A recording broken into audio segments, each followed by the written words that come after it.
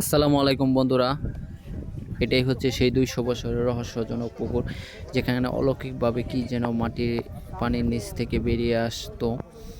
এলাকাবাসী খুব আতঙ্ক ছিল এই পুকুরটাকে নিয়ে। কিছুদিন আগে ৪ সাহসী যুবক মিলে পুকুর থেকে একটি তালগাছ উদ্ধার করেছিল।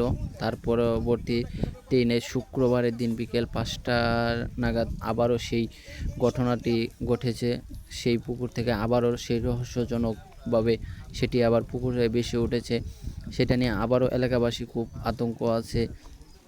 তখন ঘটনাটি দেখতে অনেক হাজার হাজার মানুষ সেখানে ভিড় করেছিল, কিন্তু এই ঘটনাটি দেখতে আমরাও গিয়েছিলাম, কিন্তু প্রায় ২-৩ ঘন্টা বসে থাকার পর আমরা সেই রহস্যজনক বস্তুটি আমরা দেখতে পারিনি। তারপরে হতাশা নিয়ে বাড়িতে ফিরে এসেছি।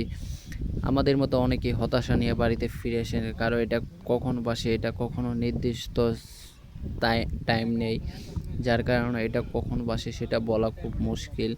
যার জন্য মানুষ বসে থাকে শুধুমাত্র এই জিনিসটা